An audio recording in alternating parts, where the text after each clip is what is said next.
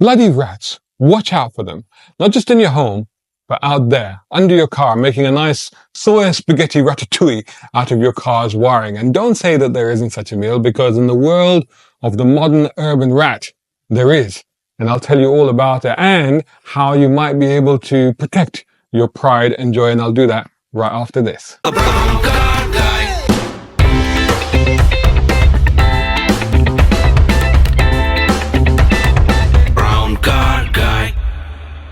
Green cars, modern cars, great for the environment, it seems, but once again, possibly bad for your pocket. Oh man, you know what? It's just a sign of the times. Stuff that we've got to deal with, right? I mean, new problems, then new solutions to those problems, and then new problems from those solutions. That's what's happening here. So in this case, we're talking about the car industry's shift towards sustainability involving switching to soy-based wiring on virtually all modern cars. And the problem?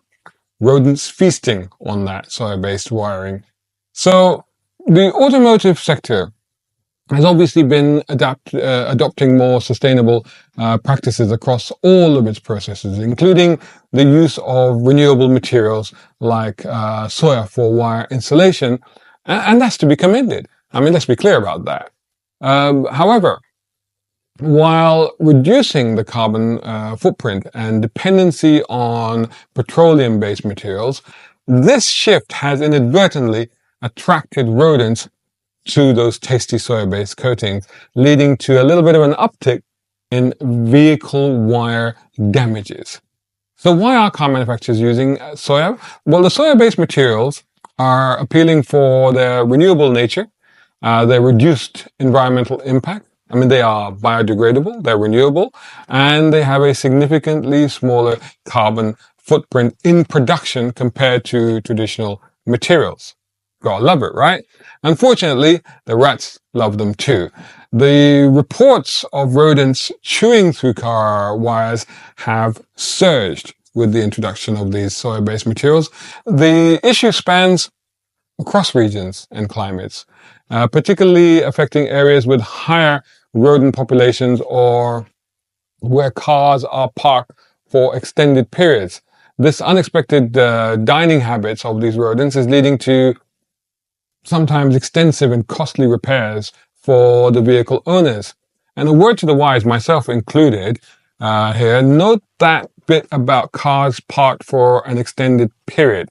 Particularly if they can't be driven as often because you're, say, paying a ULIS charge for the ultra-low emission zone here in London, as I do, each time I take out my BMW, for example. And I've noticed that several cars in my neighborhood are nowadays left largely undriven, but they're just parked.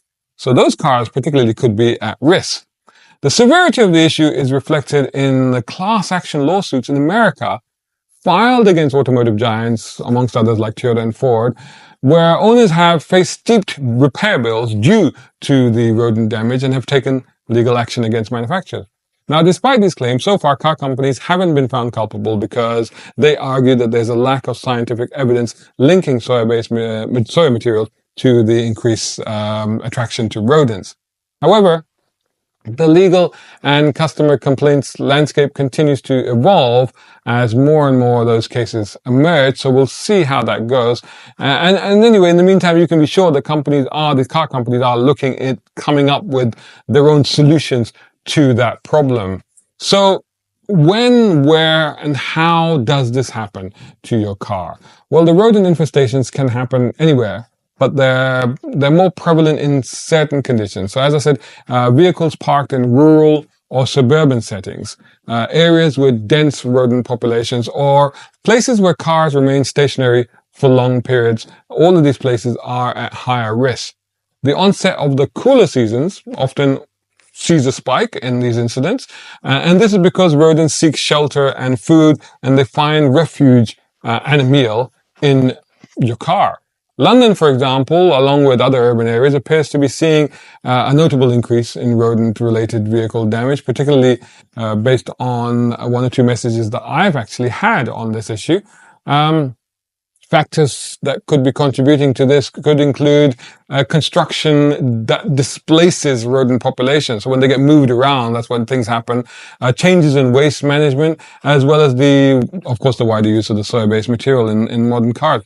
Now, there are even reports from organizations like the RAC, which highlight the breakdowns caused by rodents having risen by 55% from 196 incidents in the first 11 months of 2018 to a record 303 over the same period last year in 2023. And that signals a growing trend that's not just limited to the UK.